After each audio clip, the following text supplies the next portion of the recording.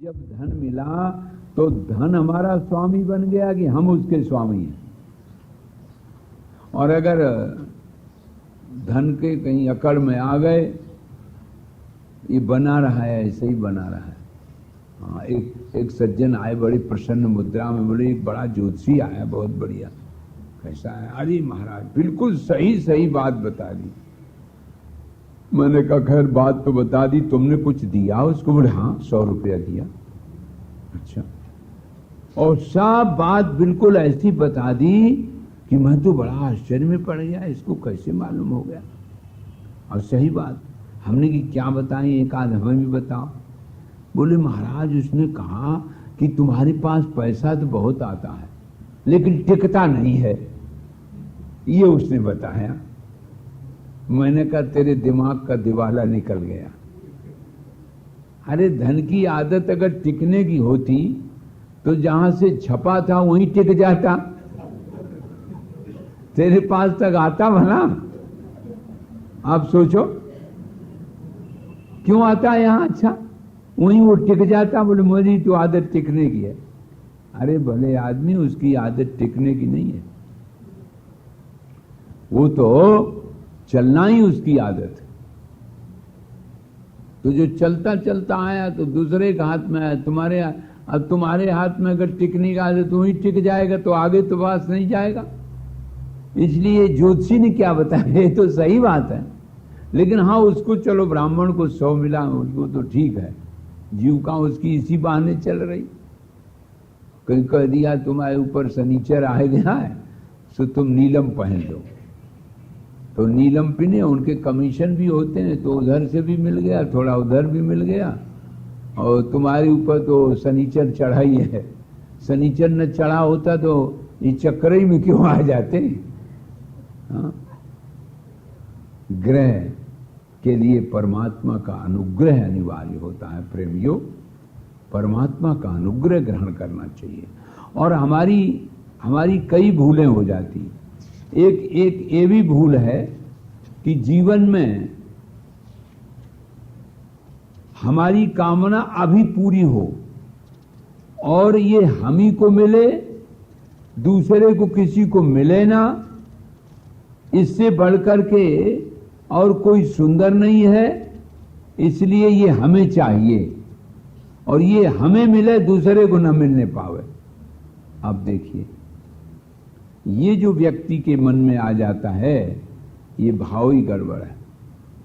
इसलिए प्रेमियों बड़ी सतर्कता से ये गांधी जी ने स्पष्ट किया कि देखो भाई, प्राप्तव्य वस्तु एक क्या है?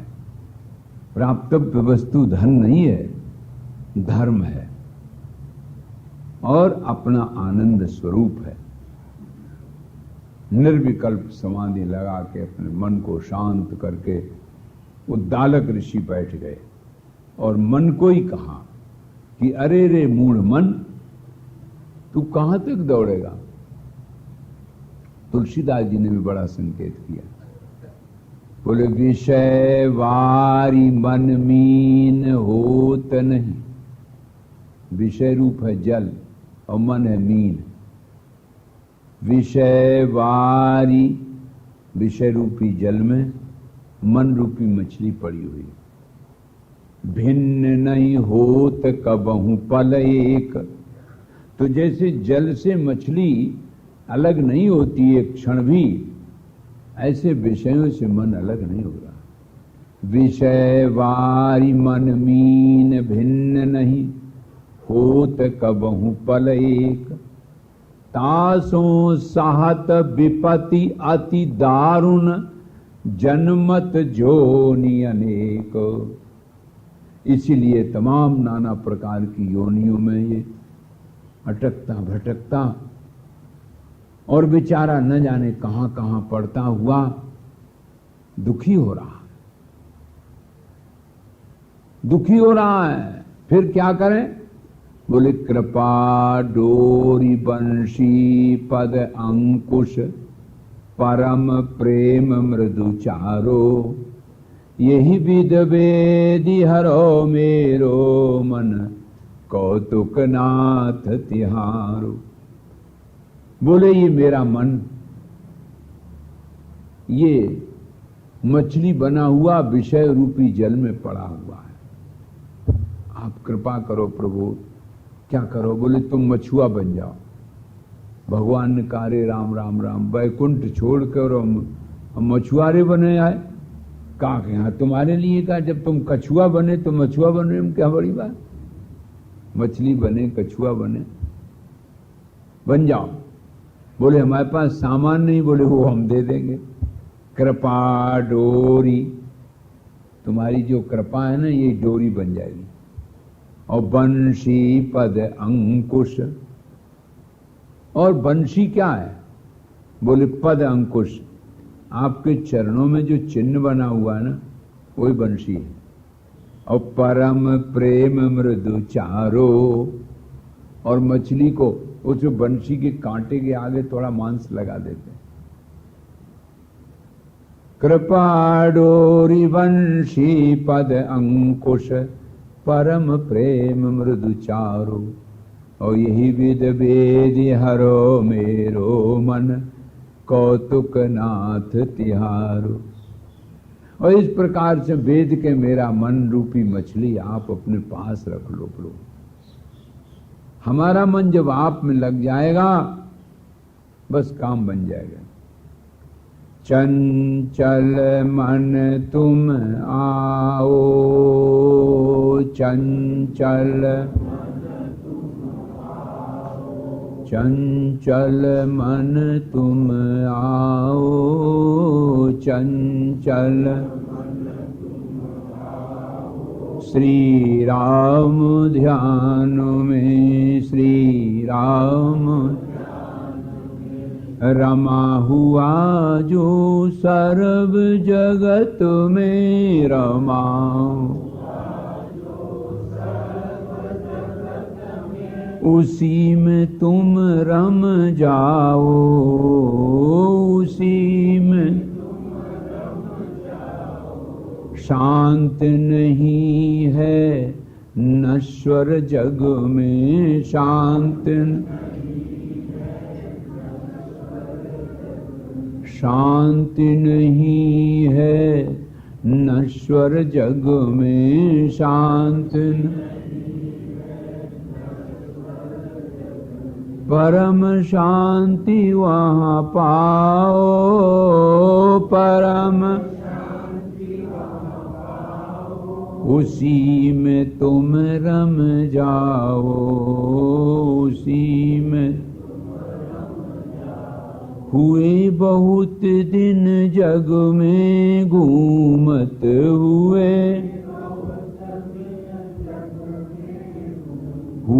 बहुत दिन जग में घूमत हुए। वहाँ भी घूम के आओ, वहाँ भी चंचल मन तुम आओ, चंचल मन तुम। सुनो मेरे मन तुम हरिहर के, सुनो मेरे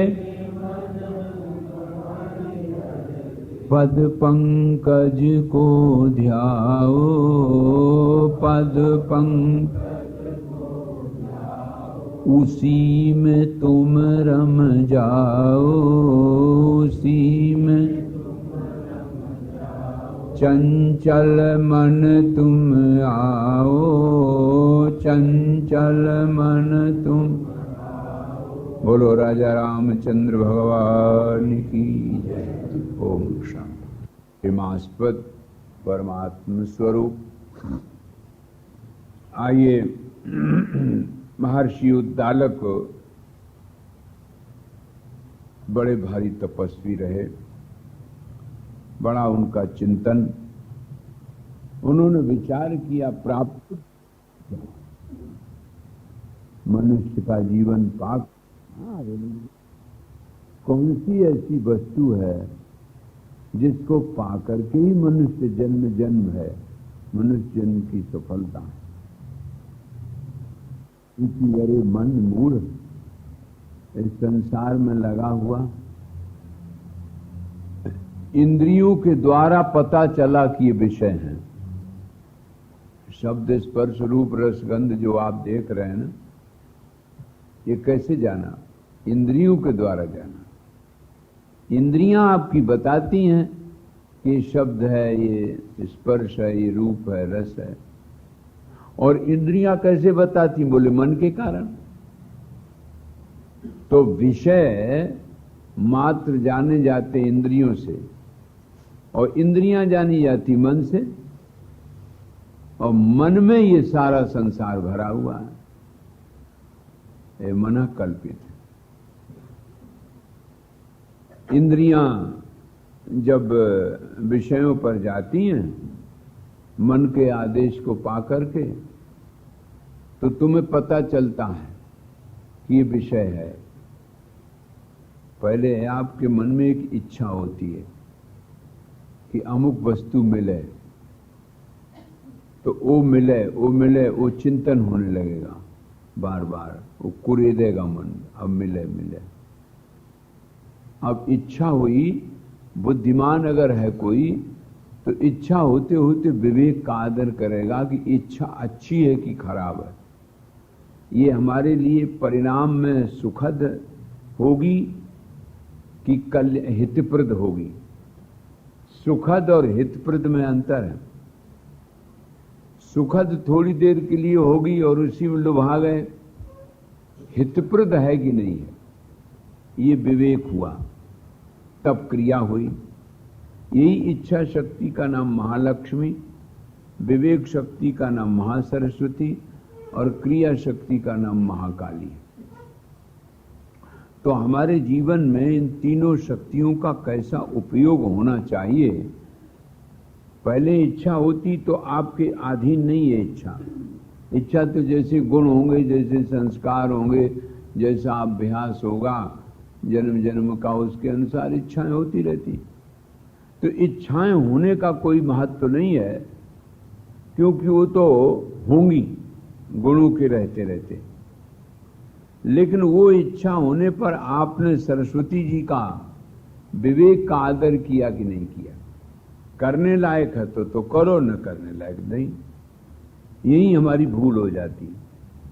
और तुरंत जो इच्छा हुई सुक्रिया पर दौड़ पड़े, मन आया सु कर रहे थे। श्रीमद् भागवत में इसी को सुरुचि कहा है। एक सुरुचि होती, एक सुनीति होती। सुरुचि पूर्वक कर्म करने पर क्या परिणाम होता है, और सुनीति पूर्वक कर्म करने पर एक को नाशवान मिलता है, एक को भगवान मिलता है। देखो दोनों में अंतर है। तो अगर आप ये विचार करें इतना ही कि अरे विषय तो हमारे इंद्रियों की वजह से हमने जाने, आंख है तब न रूप है, और आंख जिसको नहीं है उसके लिए रूप का क्या मूल्य है। कितना बढ़िया से बढ़िया रूपवान होए, आंखों से न ज्ञात होगा। बहुत मिठाई है। बहुत हमारे एक सज्जन महात्मा हैं परिचित, तो उनको नासिका की नर्व खराब हो गई, तो सूंघने में नहीं आता। तो कभी कोई चीज होगी तो कहते देखो कोई यहाँ गंध तो नहीं आ रही। अब देखो नासिका के नर्व के खराब हो जाने से सारे समस्त संसार की गंध उनके लिए बेकार है ही नहीं। तो इसका मतलब इंद्रियों के रहते रहते विषय है, विषय का क्या मूल्य है, रूप का क्या मूल्य है। अच्छा आंख के न रहते, कान के न रहने पर शब्द का क्या मूल्य है। खूब पोता बढ़िया बढ़िया पोती बोलती रहे, जो बुढ़िया सुनाई नहीं देती, क्या उनके बेकार है। सारे के सारे शब्द इस पर रूप रस गंध विषय आधारित है इंद्रियों पर, और इंद्रियां आधारित है मन पर, और मन के आश्रय आप हैं। अगर आपको ये बात समझ में आ जाए कि अरे ये मना संकल्पित मन इंद्रियों के द्वारा नचाता रहता है हमको, जबकि हमारी बदौलत मन है। हमने कई बार आपसे निवेदन किया कि हमारे बदौलत मन इंद्रियां चल रही हैं। और मजे की बात एक है कि हम मन के द्वारा नचाए जा रहे हैं, जबकि हमारा मन है, हमारी सत्ता में है, हमारे द्वारा प्रेरित होता है, हमारे द्वारा चलता है। हम नहीं तो मन नाम की कोई वस्तु ही नहीं, और मन नाम की वस्तु नहीं तो इंद्रिया नाम की कोई वस्तु नहीं, और इंद्रिया नाम की वस्तु नहीं तो कोई विषय नाम की वस्तु नहीं। विषय तो तब है जब इंद्रियां हैं। इसीलिए व्यक्ति समझ नहीं पाता, भोगा न भुक्ता वयमेव भुक्ता। इंद्रियां देखते देखते आंखें खराब होने लगी, सुनते सुनते कान सुनने लायक नहीं रह गए, चलते चलते सड़क बनी रही, पैर चलने लायक नहीं रह गए। ये रोज का अनुभव है, रोज देखते हैं, लेकिन फिर भी जहां के तहां। आज उद्दालक ऋषि ने सोचा, पदम तदनुयातोस्मि केवलोस्मि जयाम्यहम्। विचार करने लगे, अरे जब हमारी इंद्रियों की बदौलत विषय हैं और मन की बदौलत इंद्रियां हैं और हमारी बदौलत मन है, तो हम मन के नचाए से कैसे नाच रहे हैं। पदम तदनुयातोस्मि केवलोस्मि जयाम्यहम् निर्वाणोस्मि। मेरा तो नित्य निरंजन निर्वाण स्वरूप है। निर्वाणोस्मि निरंशोस्मि निरीहोस्मि निरीप्सितः। मेरे जीवन में निर्वाण है, वाणिभ्या निर्गता निर्वाण। निर्वाण के दो अर्थ होते हैं, एक तो जैसे दीपक बुझ जाता है तो निर्वाण हो गया। स्थूल सूक्ष्म कारण तीनों शरीरों को बांध करके और उनका जो प्रकाशक आत्मा स्वयं प्रकाश है, वो संपूर्ण प्रपंच के अधिष्ठान से एक हो जाता है, तो उसका मन निर्वाण। इसलिए जो क्षीण कल्मष ऋषि हैं, ऋषय क्षीण कल्मषा, वो निर्वाण पद के। ऐसा ब्राह्मी स्थिति पार्थ नैनाम प्राप्य विमुह्यति। फिर मोह नहीं होता इस दिव्य स्थिति को पा करके। कहते हैं केवलोस्मि जयाम्यहम्, मैं तो केवल हूं। एक केवल से अकेल बन गया। काका लोग कर दो, आ मिला दे दो अकेला। मैं अकेला हूं, मेरे में द्वितीय नहीं। कहते हैं ना संक्षेप से, पश्यामि चित्रमिव सर्वमिदं द्वितीयं। संक्षेप शारीरिक बड़ा बढ़िया ग्रंथ है वेदांत का। पश्यामि चित्रमिव सर्वमिदं द्वितीयं तिष्ठामि निष्कल चिदैके वपुस्वनन्ते आत्मानमद्वयमनंत वनैक सुखैक रूपे पश्यामि दग्ध रसनामिव च प्रपंचम। जली हुई रस्सी जैसे सांप की तरह लगती है लेकिन भस्म हो जाती है, ऐसे ये जगत जैसे रस्सी टेढ़ी मेढ़ी पड़ी और जल जाए तो दिखाई देगी कि सांप पड़ा है।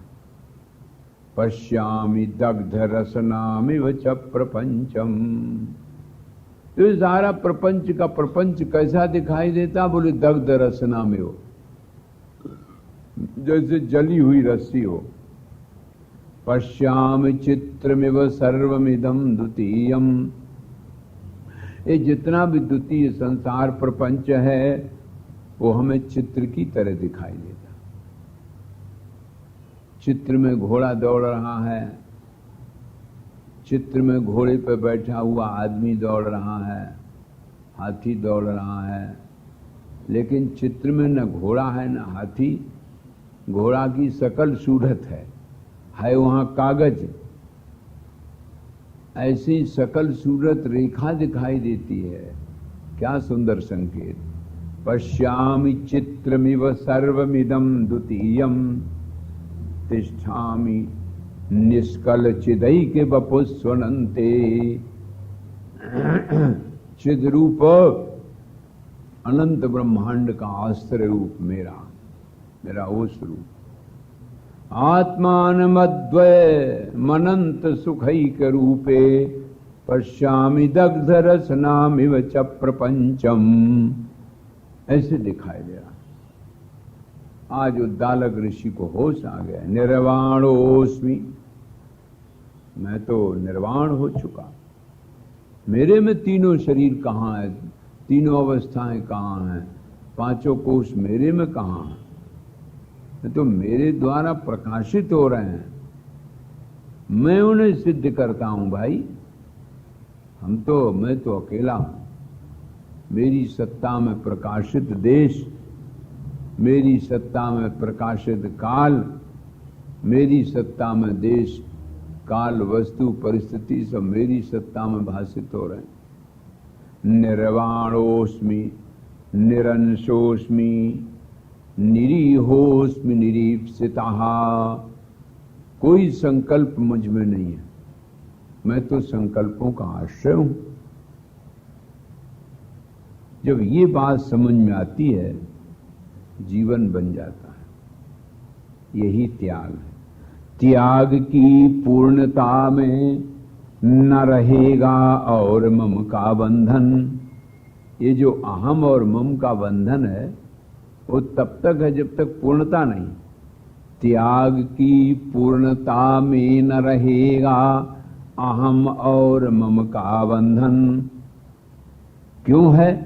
बोले फिर असंगता ही हो जाएगी नित्य मुक्ति का श्रुति बंधन। क्या सुंदर संकेत है कि जब तक अहम और मम का त्याग नहीं होता तब तक बंधन मालूम पड़ता। त्याग की पूर्णता में न रहेगा अहम और मम का बंधन। यही तो दोनों त्याग नहीं पाते हैं, इसी के कारण दुख होता है। और फिर असंगता ही हो जाएगी नित्य मुक्ति का श्रुति साधन। जो श्रुतियों ने बताया वो साधन बन जाएगा। तो उद्दालक ऋषि कहते हैं कि अरे ये तो आज तक मैंने विचार ही नहीं किया, आज विचार में आया कि निर्वाणोस्मि निरंशोस्मि निरीहोस्मि निरीप्सितः।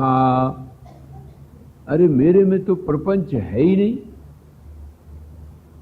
इसी का नाम प्रणव होता है, इसी को ओम बोलते हैं। प्रणव, ओम, प्रणव, इसके तीन अर्थ होते हैं। प्रणव के तीन अर्थ। प्रा माने प्रकृति और प्रपंच, और ना माने नहीं, वा माने तुम में। अयम प्रपंचः नास्ति वह अस्माकम। आप में प्रपंच नाम की वस्तु है ही नहीं, विनयी हुए भाषित हो रही है। ये बात बताने के लिए प्रणव हुआ। और प्रकर्षेण नयेद्यस्मात् मोक्षम प्रति प्रणवो विदुः। और प्रणव का जप करते करते मोक्ष मिल जाती है। जबरदस्ती खींच के मोक्ष को ले जाए उसका नाम प्रणव। प्रकर्षेण नयेत मोक्षम प्रति, वो प्रणव ओंकार। और तीसरा अर्थ और है। प्रा माने प्रकृति, नौ माने नाव, नौ है नौ, नौ माने नाव, वाह माने तुम्हारे लिए, प्रपंच के लिए नाव बन जाए। जो प्रपंच संसार भवसागर को पार करने के लिए जो नौका बन जाए उसका नाम है प्रणव। प्रणव तस्य वाचिका। प्रणव ये बहुत बड़ी चीज है। इसका दीर्घोच्चारण किया, प्राणायाम किया। असल में हम लोग थोड़ा अभ्यास में नहीं लाते हैं। ये जो अष्टांग योग हैं उसको बहुत हुआ समझ लिया है। पहले देखो, सबसे पहले यम और नियम है। इससे जीवन की व्यवहार की शुद्धि है। किसी को सताओ नहीं, किसी को मन वाणी कर्म से दुख न हो, यही तो अहिंसा है। झूठ न बोलो, सत्य है।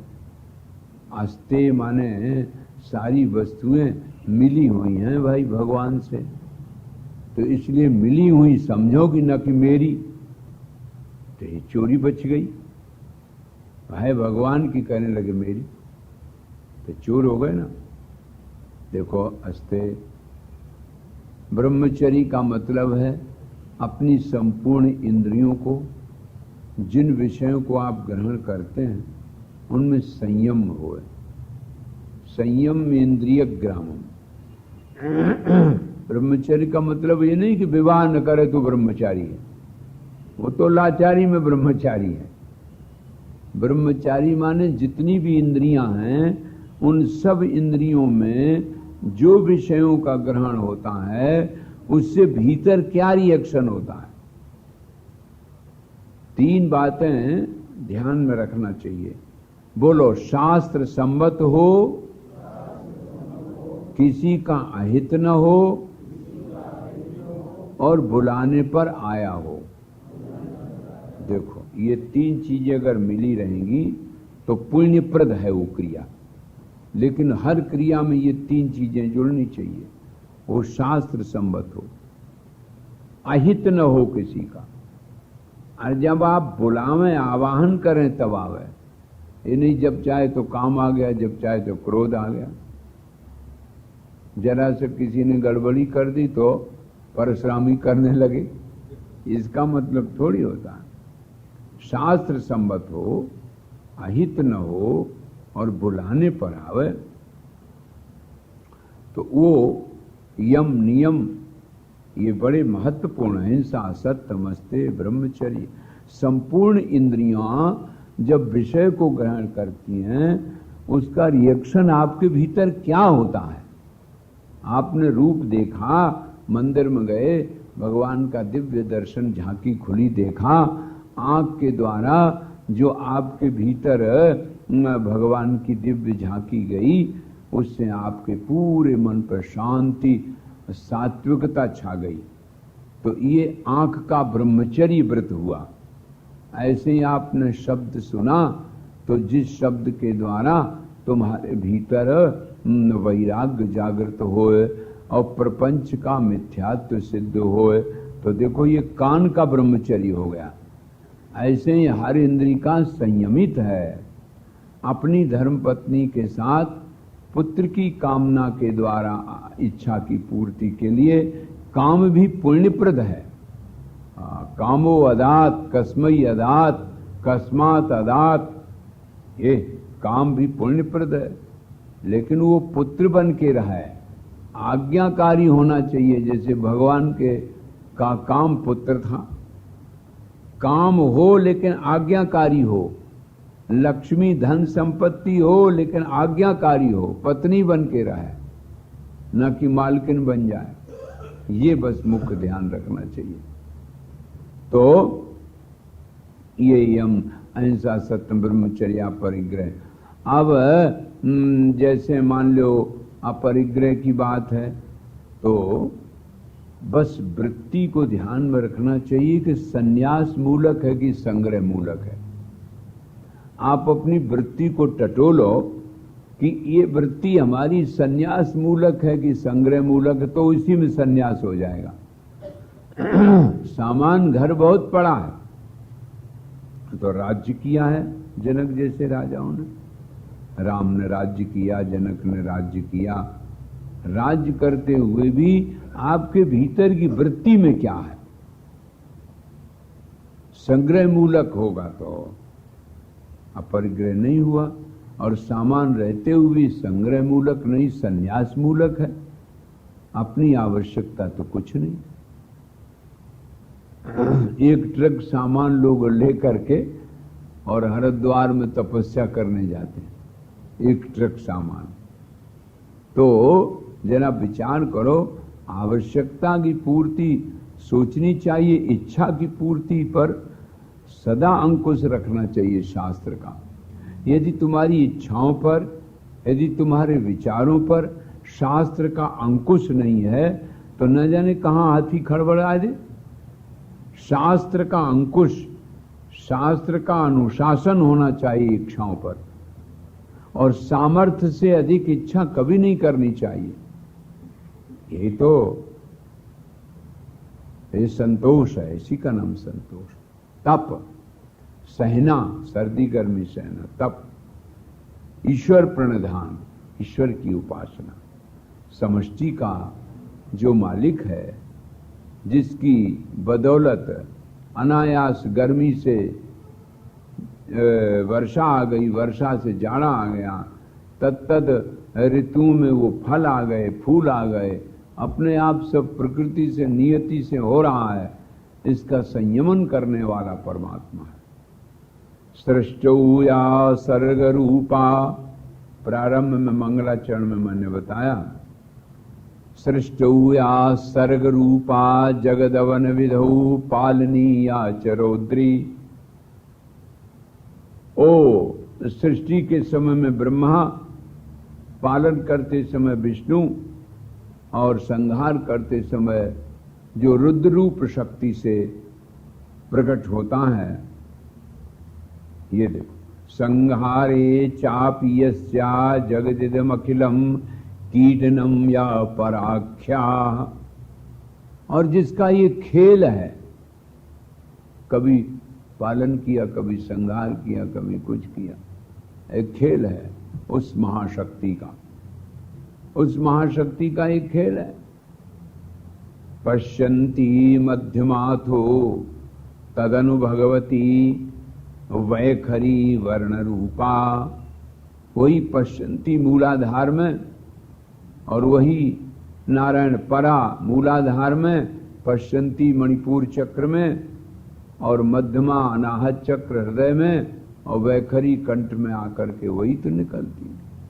सास्मदवाचम, वो जो महाशक्ति है, जिस शक्ति का ये खेल जगत दिखाई दे रहा है, जो कि शब्द में परा पश्यन्ति मध्यमा वैखरी के द्वारा प्रकट हो रही है। सास्मदवाचम प्रसन्ना बीति हरि गिरिशाराधितालंकरोतु। उसी के द्वारा विधि, हरि और हर, ये सब अपने अपने कर्म कांड में लगे रहते हैं। इसलिए उस ईश्वर की आराधना करनी चाहिए। ये देखो, यम नियम, आसन, आसन ये नहीं कि नट की तरह कवायद करो रोज। आसन माने प्राणायाम पूर्वक जो आसन होते हैं उसको योगासन कहते हैं, और जो प्राणायाम के रहित आसन होते हैं उनको नट का आसन बोलते हैं। नट आसन, नट खेल दिखाता है ना, बांस पे चढ़ करके उलट पुलट होता। प्राणायाम पूर्वक जब शरीर झुके तब जरा देखो, रेचन होता है, और जब जितनी देर शरीर स्थिर रहे उतने कुंभक उठता है तो पूरक होता है।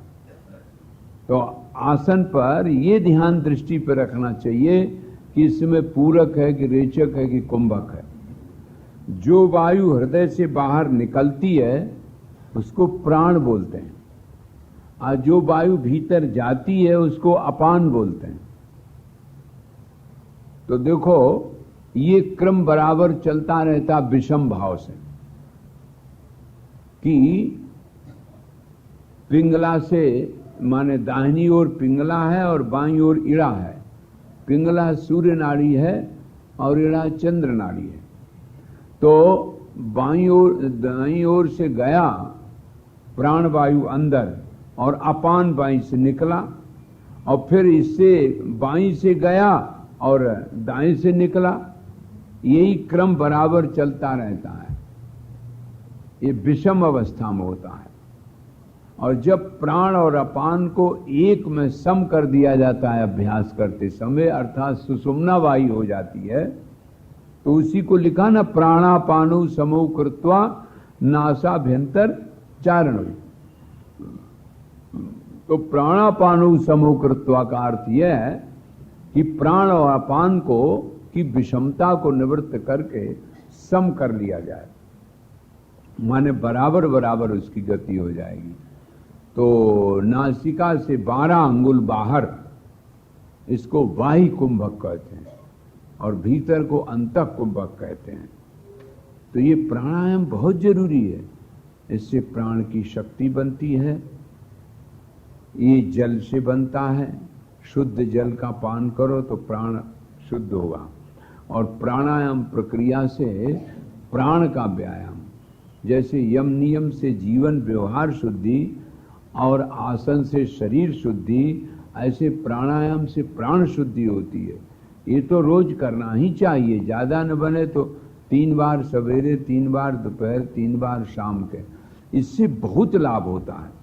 सारे शरीर का जो विकार है वो वायु के द्वारा, जैसे झाड़ू से कमरा साफ करते हो ना, ऐसे हवा के द्वारा साफ हो जाता है। बहुत प्रकार का प्राणायाम होता है। कोई ऋषि मुनि महात्मा ऐसे ही करते थे। प्यास लगी, जंगल में पानी नहीं, जीभ को बाहर निकाला, बाहर से जीभ के द्वारा हवा ले गए। इसको कहते शीतली प्राणायाम।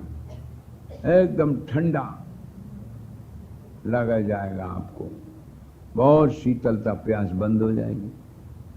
भस्त्रा श्वसन, जाड़ा लग रहा हो, भस्त्रा श्वसन जल्दी जल्दी कर लो, भस्त्रा श्वसन हो गया। भूख लगी हो, प्राणायाम, ऊर्ध्व प्राणायाम। तो ये भूख, प्यास और इन सबको लिए प्राणायाम बहुत आवश्यक। वायु भर लो पेट में, भूख खत्म। तो ये प्राणायाम, यम नियम आसन प्राणायाम। अब आया प्रत्याहार। तो जो चित्त बाहर जाता है, ये प्राणायाम की विषमता के कारण जाता है। प्राण और अपान जब सम हो जाएंगे, सुषुम्ना वायु हो जाएगी ना वायु, फिर वो नहीं मन जाता है। ये तो आदत पड़ गई लोगों की कि मन चंचल है। मन चंचल नहीं, मन तो तुम्हारा है। अभी अभी आपने सुना, विषय तब है जब इंद्रियां हैं, और इंद्रियां तब है जब मन है, और मन तब है जब तुम हो। तुम्हारी बदौलत न मन डोल रहा है, कहते मन बड़ा चंचल। तो ये आप कुछ ही दिन अभ्यास करेंगे प्राणायाम की प्रक्रिया से, और दीर्घ उच्चारण ओम का करें। तो ओम में जैसा अभी आपने सुना है, इसी का नाम प्रणव है, तस्वाच का प्रणव। युंजीत प्रणवे चेता प्रणवो ब्रह्म निर्वयम, प्रणवे युक्त चित्तस्य न भयम विद्यते क्वचित। एतदालम्बनम श्रेष्ठम एतदालम्बनम परम एतदालम्बनम ब्रह्म। ये ब्रह्म आलम्बन है, श्रेष्ठ आलम्बन है। इसके प्रयोग से सब तुरंत काम बन जाता। वन्यर्यथा योनिगतस्य मूर्ते, कहते हैं न दृश्यते नैव च लिंगनाशः। लकड़ी में अग्नि रहती है, देखो आप सब जानते हैं। लेकिन मजे की बात है, लकड़ी आप बोझ खोपड़ी पर धरे लोग जा रहे हैं, कहां खोपड़ी जलती और अग्नि है उसमें। कहते हैं बन्हेर यथा योनिगतस्य मूर्ते। योनि है कारण, लकड़ी में है वो। न दृश्यते नैव च लिंगनाशः, न दिखाई देती है और न काम करती है, जलाती भी नहीं है तो, लेकिन प्रयोग नहीं करती। और फिर कैसे होता है?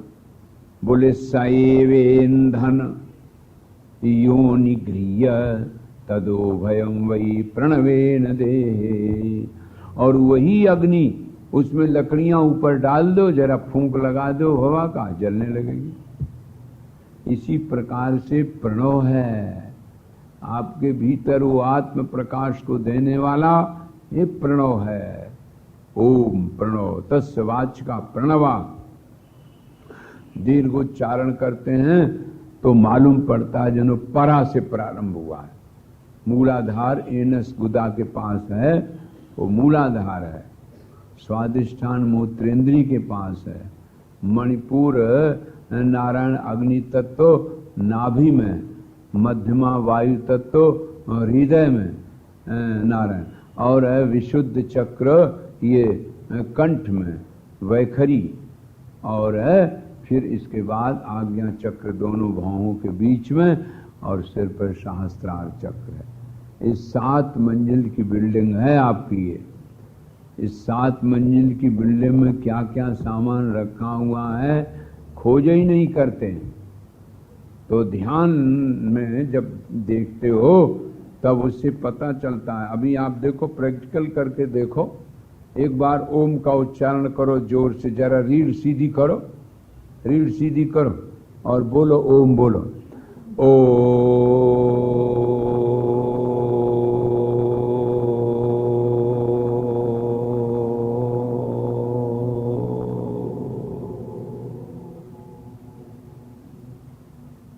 आप देखो, अनुभव करेंगे कि ये गुदा से प्रारंभ होता है और झनकार होता है नाभि में, और फिर मध्यमा में, और फिर वैखरी में, तब निकलता है।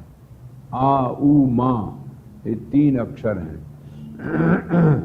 आकार इसका स्वरूप है, जागृत इसकी अवस्था है, और स्थूल इसका शरीर है, विश्व इसका नाम है आकार का व्यष्टि में, और समष्टि में विराट देह और वैश्वानर, और उकार इसका स्वरूप है, स्वप्न अवस्था है, तेजस इसका नाम है, सूक्ष्म शरीर, और उधर हिरण्यगर्भ, और नाम है इसका सूत्रात्मा। ऐसे मकार इसका स्वरूप है, सुसुप्ति इसकी अवस्था है, कारण इसका शरीर है, नाम इसका प्राज्ञ है, और उधर समष्टि में संपूर्ण प्रकृति अव्याकृत इसकी देह है, अंतर्यामी ईश्वर इसका मालिक है। तो इस तीनों आ उ मा हुआ, इन तीनों का प्रकाशक जो अमात्य ऊपर अर्धमात्रा है वो तुरी है, वो कोई अवस्था नहीं है। तुरीयम त्रसु संततम, तुरीय तत्व तो तीनों आकार उकार मकार स्वरूप में प्रविष्ट हुआ है। सो ये संपूर्ण ओंकार का स्वरूप है। ये जब ध्यान करो ना तो परब्रह्म परमात्मा से वाच का प्रणव, जैसे तिरंगा झंडा भारत की निशानी है, ऐसे प्रणव ओम ये परमात्मा की निशानी है, परमात्मा का लिंग है। संपूर्ण ब्रह्मांड का एकमात्र सृजन करता, पालन और संहार करता, संपूर्ण ब्रह्मांड का एक शिव तत्व है, जिसका लिंग है, जिसको ज्योतिर्लिंग बनाते ना, इसी का नाम लिंग है। लियते जस्मिन जगत इति लिंगम, सारा जगत जिसमें से उदय होता है और विलय हो जाता है, उस परमात्मा का एक चिन्ह है लिंग। उस लिंग की पूजा करते हैं, ज्योतिर्लिंग, भगवान हर हर हर हर महादेव जो पूजन करते हो, उस लिंग है। लिंग माने चिन्ह, संपूर्ण विराट परमात्मा का एक चिन्ह है। ऐसे ये चिन्ह है, इसका वाचक है प्रणव, तस्य वाचका, तस्य वाचका प्रणव। परमात्मा का वाचक है प्रणव, ओंकार, इसका चिंतन। जो जितनी योग की प्रक्रिया है वो थोड़ी समझ बूझ के और किसी के सुपरविजन में, माने किसी के समझ बूझ में रह कर के कुछ करना चाहिए, तब बात तो समझ में आती है। जल्दीबाजी नहीं करनी चाहिए। ऐसे इसका चिंतन करने लगे और चिंतन करते करते आत्ममय आत्मनिष्ठ हो गए। ये देखो, ओंकार में बड़ी सामर्थ्य, बहुत सामर्थ्य। इसी तरह से एक सुरघु नाम के किरात थे, सो उनके मन में बड़ी वेदना हुई। राजा थे वो, कि क्या बताएं, हम तो बेचारे ये जो अपराधी होते हैं इनको दंड देते हैं, फिर हाय हाय चिल्लाते।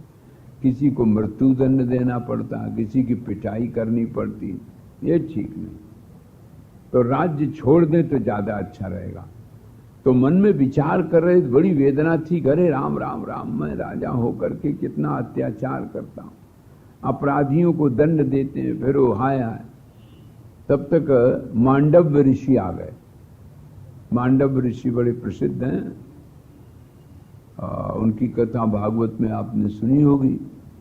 मांडव्य ऋषि तपस्या कर रहे थे, एक राजा की हो गई चोरी। सो उन्होंने कहा कि अगर तुमने सवेरे तक पता न लगाया तो तुमको फांसी दे देंगे, जो उस दिन वॉचमैन रहा था। तो इधर उधर घूमा, मांडव ऋषि बैठे तो उन्हीं को पकड़ लाया। चलो अपनी तो फांसी बचेगी। राजा ने भी कुछ सोचा समझा नहीं और तुरंत उसको फांसी पे चढ़ा दी, ओ सूली पे चढ़ा दिया। तो जब वो त्रिशूल पे बैठारे गए तो उसमें 2 पत्ते जमे आए, बढ़िया कोमल। अरे वो घबरा गए सब, महाराज वो त्रिशूल पे जब इसको बैठाया गया शूली देने के लिए तो उसमें हरे हरे 2 पत्ते जमे आए। देखा कौन ऋषि महाराज बुलाए गए, मांडव्य ऋषि, बड़े तपस्वी। तो राजा ने कहा महाराज क्षमा करो। बोले नहीं, तुम्हारा तो कोई अपराध नहीं है, अब हम धर्मराज के पास जाते हैं। मैंने कौन सा अपराध किया जिससे मुझे ये शूली का दंड दिया गया? बिना कर्म के तो फल मिलता नहीं है, तो आप क्यों घबराते? आपका थोड़ी हो तो जमराज का है। सो महाराज तब बल से धर्मराज के पास पहुंच गए। धर्मराज ने बड़ा स्वागत किया और कहा कि महाराज आज्ञा। बोले आज्ञा नहीं, ये बताइए तुमने हमें किस अपराध पर दंड दिया? तो बही निकाली गई। अब बही निकाली, इधर चित्रगुप्त को बुलाया फोटो पर। तो उसमें क्या था कि छोटे पैसे ये कांटों से कपूतों को छेद रहे थे। तो बच्चे छोटे छोटे होते हैं कि तुमने देखो कांटों से, बमूल के कांटों से कपूतों को छेदते थे और वो कपूत बेचारे चिल्लाते थे। तो उन्होंने कहा कि बालक जब अबोध होता है तो उसका तो अपराधी माता पिता है, हमें तुमने दंड क्यों दिया? जाओ तुम 100 वर्ष के लिए शूद्र होगे और धरती में जाओगे। तो वही शूद्र बन के 100 वर्ष के लिए विदुर जी महाराज आए। आपने भागवत में कथा सुनी, विदुर जी बड़े ज्ञानी थे, तो धर्मराज ही ठहरे। तो वो मांडव ऋषि आ गए, उन्होंने कहा कि अरे ये पलायनवादी क्यों हो रहा है? अपराधियों को जो दंड दिया जाता है वो तो पुण्य है, हितप्रद है ना, इसलिए उसमें घबराने की जरूरत नहीं है। तुम पहले विधि और निषेध मुख द्वारा अपने आत्मा के स्वरूप को पहचान लो। अरे विधि संपूर्ण देश काल परिस्थिति स्थिति और ये अपराधी भी, ये जिसकी सत्ता में है, जिसकी चित्ता में है, वो कौन है? वो तो तुम्हारा स्वरूप अपना आत्मा है। तो तुम जैसे स्वप्न में तमाम लोगों को दंड दो,